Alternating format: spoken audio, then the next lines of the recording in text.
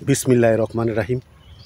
একটা কথা আছে, কথা প্রচলিত আছে, কুকুরের লেজ যত ঘি দিয়ে মেখে সোজা করা হোক না কেন তা কোনো সোজা থাকে না, আবার ওই বাঁকা হয়ে যায়। ঠিক তেমনি আমরাও আওয়ামী লীগের নেতাকর্মীরা আমরা এমন অবস্থা হয়েছে, সেই কুকুরের লেজের মতো আমাদের অবস্থা হয়েছে যে আমরা দেখছি এখনও বাংলাদেশ আওয়ামী লীগের আমাদের প্রধানমন্ত্রী বঙ্গবন্ধু কন্যা শেখ হাসিনা আমাদের আশা ভরসার প্রতীক, তিনি ভারতে চলে গেছেন। দেশের বাংলাদেশ আওয়ামী লীগের এমন দুর্যোগ অবস্থা, কিন্তু ভাইয়েরা অনেক নেতারা আপনারা দেখেছেন শত শত কোটি টাকার মালিক হয়ে তারা আনন্দে উল্লাসে এখন বিদেশে ঘুমাচ্ছে।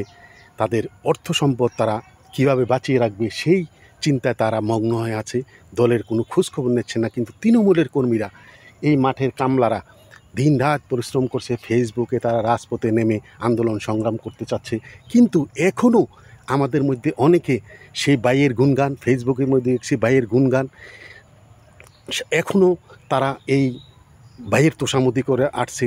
তারা মনে করছে যে এই কামলারা, দলের কামলারা আবার আন্দোলন করে বঙ্গবন্ধু কন্যা শেখ হাসিনাকে আবার দেশে ফিরিয়ে আনলে এরপরে বাইয়ে এমপি হবে, বাইয়ে দলের সভাপতি সাধারণ সম্পাদক হবে। এই ধরনের চিন্তা ভাবনা করে এই মন মানসিকতা নিয়ে অনেকে অত্যন্ত দুঃখ নিয়ে কথাগুলো বলছে। এখনও ফেসবুকে আমরা দেখছি অমুক ভাইয়ের গুণগান, অমুক ভাইয়ের। আরে আমাদের তো এখন অস্তিত্ব নেই, আমাদের দল নিয়ে টানাটানি লেগে গেছে। তাই বঙ্গবন্ধু কন্যা শেখ হাসিনার বিশ্বস্ত এবং বঙ্গবন্ধু আদর্শ যারা আছে সবার কাছে আমার করজোর অনুরোধ, আপনারা এখন বাই লীগের কাজ করবেন না, আওয়ামী লীগ করেন। এখন দেখেন যেদিকে মিছিল হচ্ছে যে শেখ হাসিনা আসবে, বাংলাদেশ হাসবে, জয় বাংলা জয় বঙ্গু, এভাবেই কিন্তু মিছিল করে যাচ্ছি। আর আরেকটি কথা বলি, দেশের এমন একটি সংকটময় পরিস্থিতি আপনারা দেখেছেন, দুবাই তারা ভিসা নিষেধাজ্ঞা দিয়েছে, দুবাই যাওয়া সম্ভব না। কানাডা জঙ্গি রাষ্ট্র হিসাবে বাংলাদেশকে ভিসা প্রত্যাখ্যান করেছে, ওই দেশে যাওয়ার কোনো সুযোগ নাই। এর মধ্যে আমার জানা সত্ত্বে অনেক আমাদের পরিচিত লোক যারা বাংলাদেশের পাসপোর্ট নিয়ে বিভিন্ন এমবেসিতে যোগাযোগ করছে বিদেশে যাওয়ার জন্য। ম্যাক্সিমাম কান্ট্রি এই বাংলাদেশের এই পাসপোর্টের মধ্যে তারা ভিসা লাগাচ্ছে না, তাদের আস্থা নাই। দেশের এমন একটি অবস্থা সৃষ্টি হচ্ছে আল্লাহর রহমতে। আমি আগে বলেছিলাম আমাদের আন্দোলন করতে হবে না, এই কুকুরের কামড়িয়ে তাদের কামড়িতে আমাদের একটি ভালো পজিশন হবে। দেখেন রাজশাহী বিশ্ববিদ্যালয়ে যেই ঘটনা কোনো দিন না ঘটে, প্রবিসি তাকে কিভাবে গতকাল হেরস্ত করা হয়েছে, প্রক্টর তাকে এইভাবে মেরেছে, বিসির বাসভবনে কীভাবে হামলা হচ্ছে, যে এমন একটি উগ্রতা, জুলাই আন্দোলনকারীরা এমন একটি অবস্থা সৃষ্টি করেছে যে ছাত্রদের প্রতি মানুষের আস্থা, শিবির এবং জুলাই আন্দোলনকারীরা বাংলাদেশকে একটা নরকে পরিণত করার চিন্তা ভাবনা করছে। বঙ্গবন্ধু কন্যা শেখ হাসিনারকে বিভিন্ন হত্যা মামলায় তারা এই অপরাধ ট্রাইব্যুনালে তার বিচার করা হচ্ছে। কিন্তু সবচেয়ে আশ্চর্যের ব্যাপার হলো, যেই বঙ্গবন্ধু কন্যা শেখ হাসিনার পক্ষে যেই উকিল রাষ্ট্র দিয়েছে, এটা ডক্টর ইউনূসের পক্ষে থেকে উকিল দিয়েছে, রাষ্ট্রীয় উকিল শেখ হাসিনার পক্ষে কাজ করার, সেই উকিল বলেছে 5 আগস্টে এবং শেখ হাসিনা বিদেশ গিয়েছে, সে পদত্যাগ করে যায় নাই, সে এখনও বাংলাদেশের বৈধ প্রধানমন্ত্রী। এটা দিনের আলোর মতো স্পষ্ট।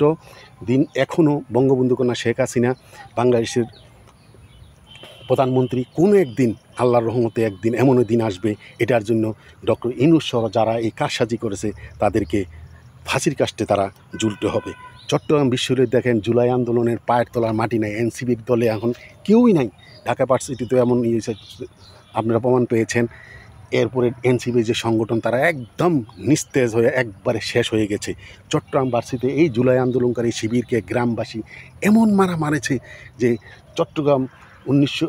চট্টগ্রাম বিশ্ববিদ্যালয় প্রতিষ্ঠার পর থেকে এতটুকু চট্টগ্রাম বিশ্ববিদ্যালয়ের ছেলেরা মার খায় নাই।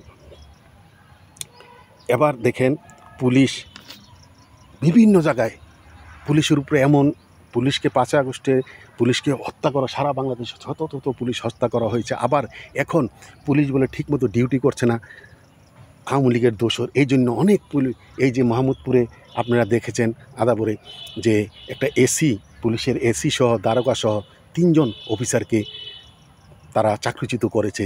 তারা বলে আওয়ামী লীগের যে মিছিল হচ্ছে সেই মিছিলকে তারা বাধা দেয় নাই। জাতীয় সংসদের ইউনূস জাতিসংঘে গিয়েছে, ইউনূস জেনেছে যে জাতিসংঘে গেলে তাকে বাঙালির আওয়ামী লীগের নেতাকর্মীরা তাকে পচা ডিম মারবে, তাকে অপদস্থ করবে। সে অতীত থেকে সুইজারল্যান্ডে আসিফ নজরুলকে, লন্ডনে এই ময়লা শফিক, ডাস্টবিন শফিক এবং এই সান্ডা মাহফুজকে যেভাবে ডিম মেরেছে, প্রতিহত করেছে, সে এই ভয়ে বিএনপির নেতা, এনসিপির নেতা এবং জামাত নেতাকে নিয়ে সে যাচ্ছে।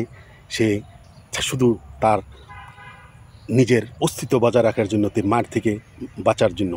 পিআর পদ্ধতির কথা বলা হচ্ছে। পিআর পদ্ধতি যদি কোনো সময় বাংলাদেশে হয়, বাংলাদেশ আওয়ামী লীগ, পিআর পদ্ধতি হলে সব সময় আওয়ামী লীগ ক্ষমতা আসবে। কারণ আমি একটি কথা আপনাদেরকে বলছি, বাংলাদেশ আওয়ামী লীগ সবচেয়ে বেশি খারাপ পজিশনে পরাজিত হয়েছিল 2001 সালে। 2001 সালে 193টা সিট পেয়েছিল বিএনপি, আর আওয়ামী লীগ শুধু 62টা সিট পেয়েছিল। কিন্তু ভোটের অনুপাতে আওয়ামী লীগ ওই বছর, বিএনপি পেয়েছিল 12,30,000 আর আওয়ামী লীগ পেয়েছিল 12,10,000 আর বিএনপি পেয়েছিল 12,30 লক্ষ। শুধু 10 লক্ষ ভোট কম পেয়ে আমরা 62টা সিট পেয়েছি, আর ওরা 193। আর পিআর পদ্ধতি হলে ওরা পেত 140 সিট, আমরা পেতাম 135 সিট। এবার বোঝেন যে পিআর পদ্ধতি হলে বাংলাদেশ আওয়ামী লীগের কোনো সময়, আওয়ামী লীগের শুধু ভোট কমে কিছু কিছু এই দুর্নীতিবাজ, চাঁদাবাজ তাদেরকে মনোনয়ন দেওয়া হয়। এই মনোনয়ন কারণে অনেকে নৌকার ভোট দিতে চাইলেও দিতে চায় না।